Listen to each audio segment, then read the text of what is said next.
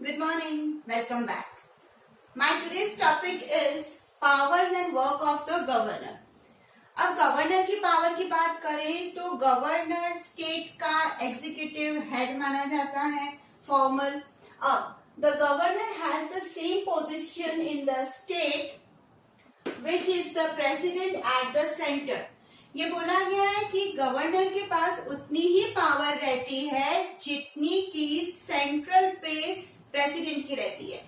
ठीक है, एक्सेप्ट कुछ पावर्स को छोड़ के, जैसे for diplomatic, military and crisis right.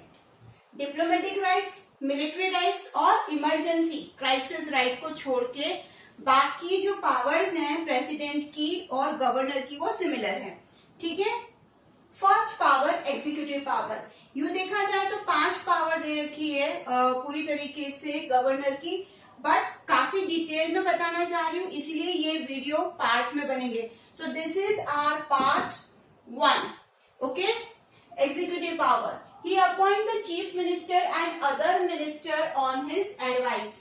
सबसे पहली पावर एग्जीक्यूटिव पावर में ये बोला गया है कि गवर्नर चीफ मिनिस्टर को अपॉइंट करता है और चीफ मिनिस्टर की एडवाइस से दूसरे मिनिस्टर्स को अपॉइंट करता है.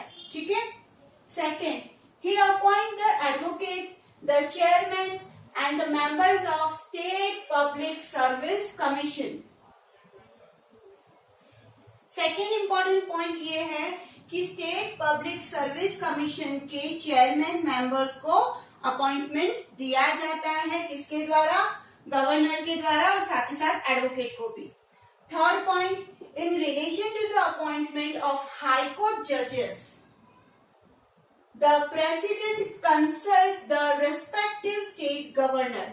अगर किसी भी स्टेट के अंदर हाई कोर्ट जजेस का अपॉइंटमेंट करना होता है तो वो प्रेसिडेंट करते हैं. ये तो हमें क्लियर है, क्योंकि हमने प्रेसिडेंट की जनरल पावर्स में ये पढ़ चुके थे कि सुप्रीम कोर्ट और हाई कोर्ट के जजेस का अपॉइंटमेंट कौन करते हैं?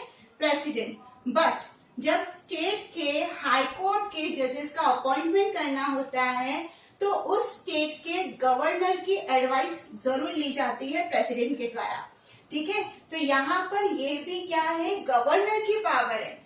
अगर उनको लगता है कि नहीं, ये हाई कोर्ट का जज बनने योग्य नहीं है, तो ऐसे में वो प्रेसिडेंट को मना कर देते हैं और प्रेसिडेंट उनकी बात पे सहमत भी रहते हैं.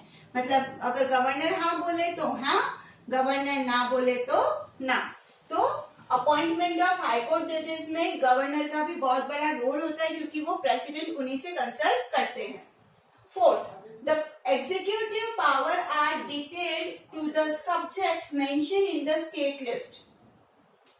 लिस्ट क्या होती है? State, concurrent, federal. ये मेरा एक वीडियो है टाइप्स ऑफ लिस्ट, आप उसमें जाके डिटेल में समझ सकते हैं. अभी यहाँ पर आइए कि एग्जीक्यूटिव पावर जो है पूरी तरीके से किसके हाथ में है? गवर्नर के हाथ में.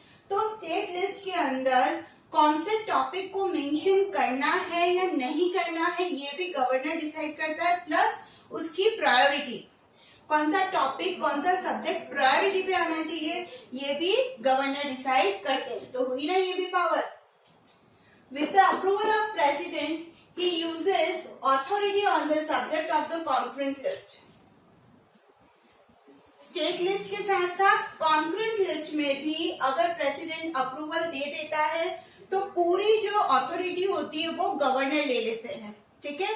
कॉन्करेंट लिस्ट में अगर प्रेसिडेंट का अप्रूवल आ जाए तो सारी की सारी अथॉरिटी, जिम्मेदारी कौन ले लेता है? गवर्नर ले लेता है. Next, he divide the work among the minister. First point में ये बोला गया कि चीफ मिनिस्टर की एडवाइस से वो दूसरे मिनिस्टर को अपॉइंट करते हैं और साथ ही साथ में किसको कौन सा डिपार्टमेंट देना है, कौन सा वर्क देना है, ये डिस्ट्रीब्यूशन ऑफ वर्क जो है वो भी गवर्नर करते हैं. बट किसकी एडवाइस से? चीफ मिनिस्टर की. Next, he has right to get information regarding governance from the council of ministers. कोई भी लिस्ट हो, कोई भी टॉपिक हो, कोई भी सब्जेक्ट हो, उसके ऊपर जानकारी जब गवर्नर को लगता है कि मुझे होनी चाहिए, तो उनको ये पूरा अधिकार है कि वो सीएम से वो सारी जानकारी जान सकते हैं जिस विषय में वो जानना चाहते हैं। तो अधिकार हुआ। He can ask the CM to keep any minister's personal decision for consideration by whole cabinet.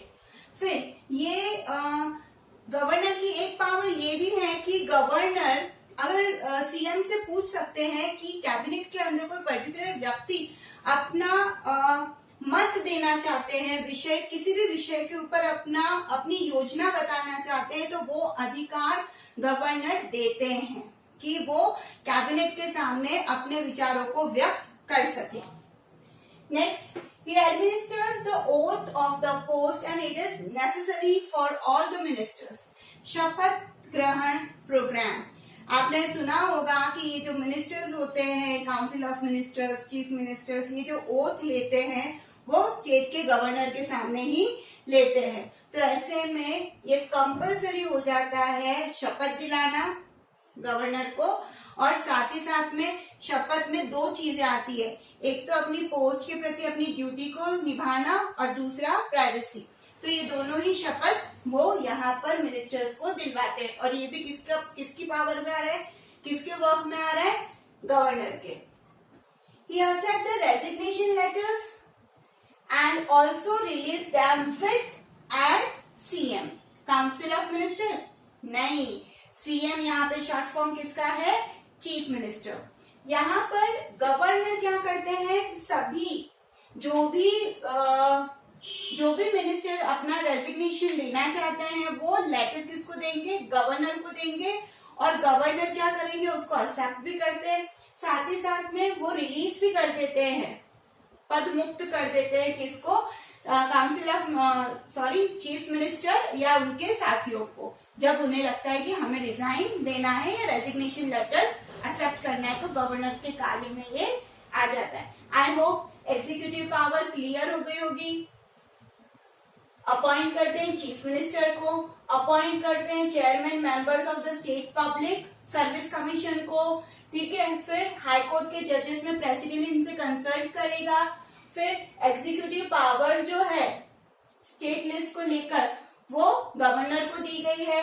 जब अप्रूवल हो जाता है प्रेसिडेंट का तो कॉन्करेंट लिस्ट की अथॉरिटी गवर्नर ले लेते हैं, ये वर्क को डिवाइड कर देते हैं। He has right to get information, किसी भी गवर्नेंस सिस्टम का इंफॉर्मेशन लेने का सीएम से इनको पूरा अधिकार है। सीएम को ये बोलते हैं कि अगर कोई भी मिनिस्टर अपना विचार प्रकट करना चाहते हैं तो होल कैबिनेट के सामने वो विचार प्रकट कर सकते हैं उनको पूछ के। ही एडमिनिस्टर द ओथ, शपथ ग्रहण करवाने का काम, साथ ही साथ में ही एक्सेप्ट रेजिग्नेशन लेटर को भी एक्सेप्ट करते हैं। Executive powers I hope clear हो गई होगी। Now financial powers, no money bill can be submitted without the prior approval of the governor in the assembly.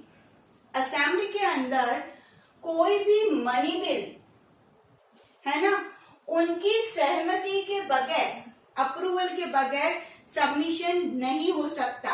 वापस बोल रही हूँ, कोई भी मनी बिल गवर्नर की अप्रूवल के बगैर असेंबली में प्रस्तुत नहीं हो सकता। पहले उनका अप्रूवल होना बहुत जरूरी है, तभी वो असेंबली में जाएगा।